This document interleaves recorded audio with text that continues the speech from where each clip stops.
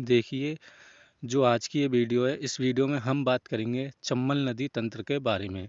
हमारा राजस्थान का जो अपवाह तंत्र का टॉपिक चल रहा है, इसमें चंबल नदी एक महत्वपूर्ण नदी है। फ्रेंड्स, इस टॉपिक को हम पूरा विस्तार से बताएंगे। चंबल नदी का उद्गम से लेकर अंत तक, इसकी सहायक नदी, इस पर बने हुए पूरे बांधों के बारे में। फ्रेंड्स, आइए वीडियो को शुरू करते हैं।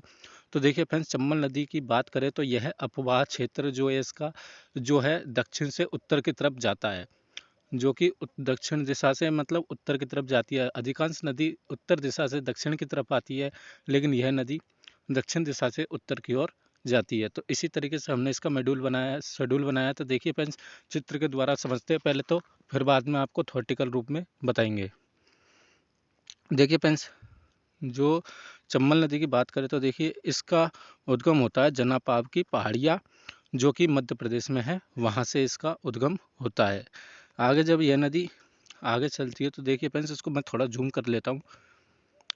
ये अब देखिए फ्रेंड्स, आगे जब यह नदी चलती है तो इस पर एक बांध बनाया गया मध्य प्रदेश के अंदर ही, मंदसौर के अंदर, गांधी सागर बांध।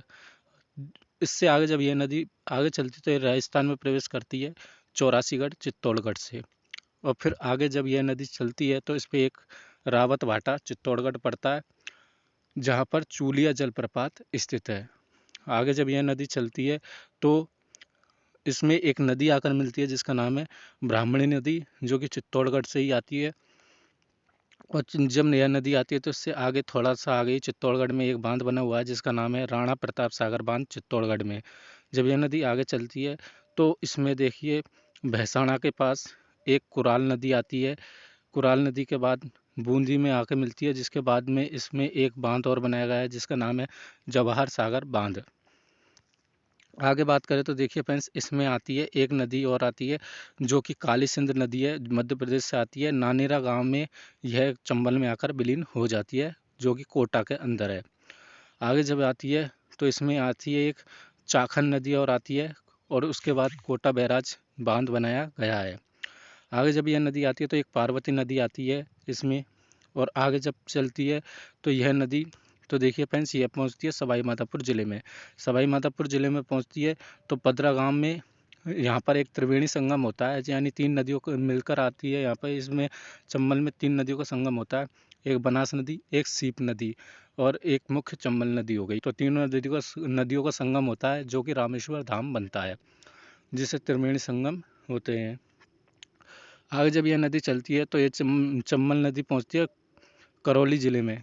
करौली ज़िले की ज़िले की और मध्य प्रदेश ज़िले की सीमा बनाती है यह नदी।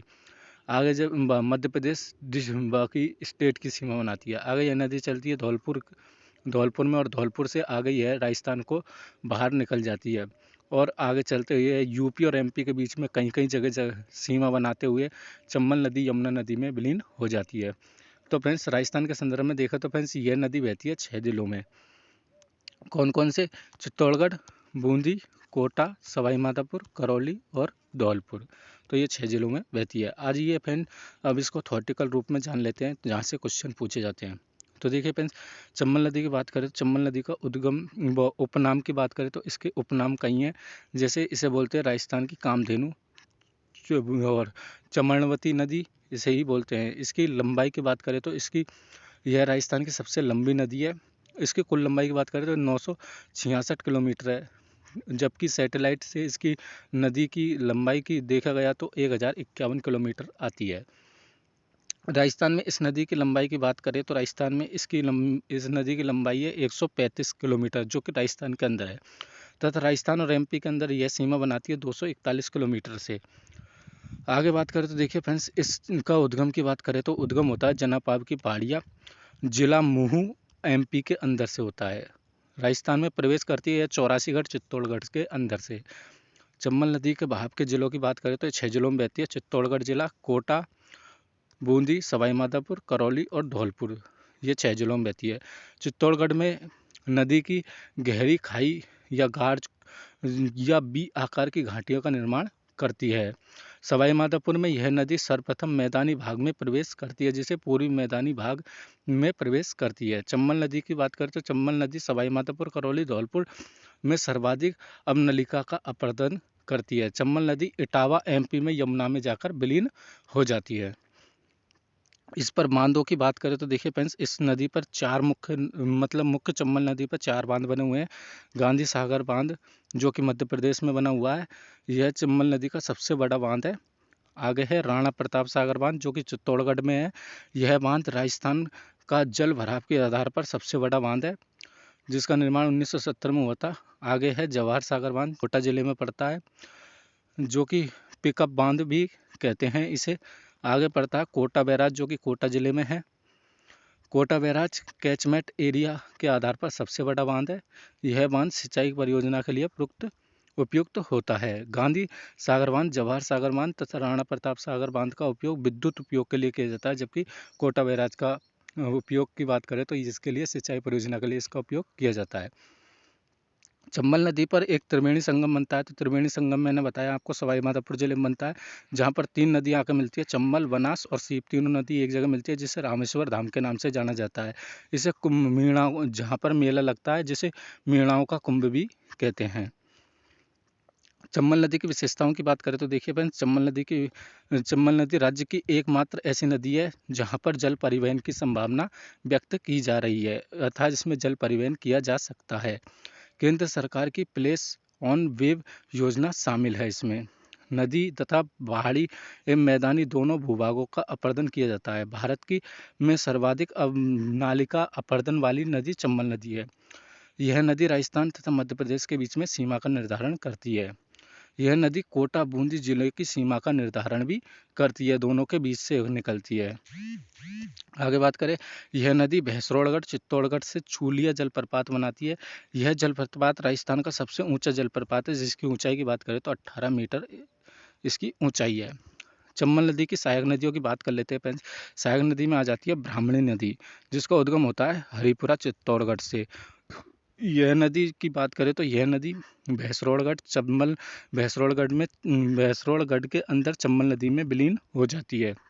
दूसरी नदी है इसकी कुराल नदी, जिसका उद्गम होता है ऊपरमाल का पठार भीलवाड़ा से और विलय होता है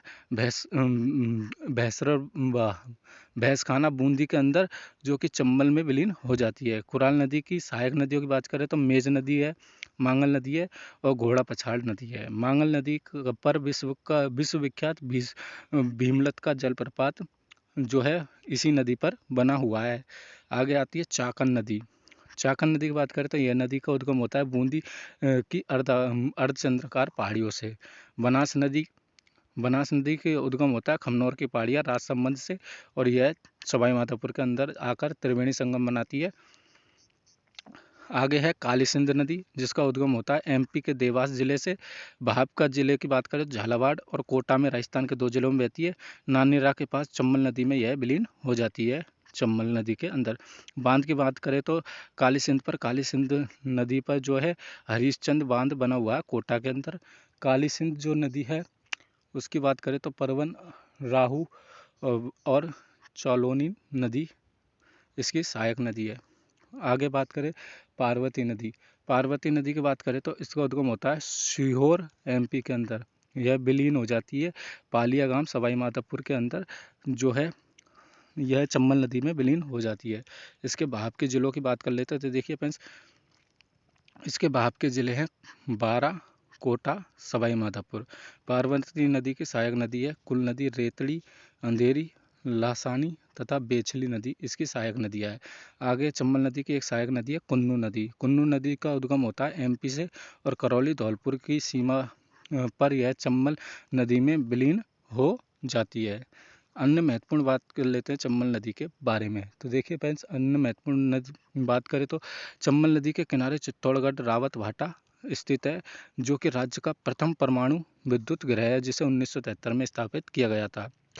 चंबल नदी पर कोटा में झूलता हुआ हैंगिंग ब्रिज बना हुआ है। यहाँ पर पूर्व पश्चिम गलियारा गुजरता है, जिसमें NH-27 गुजरता है।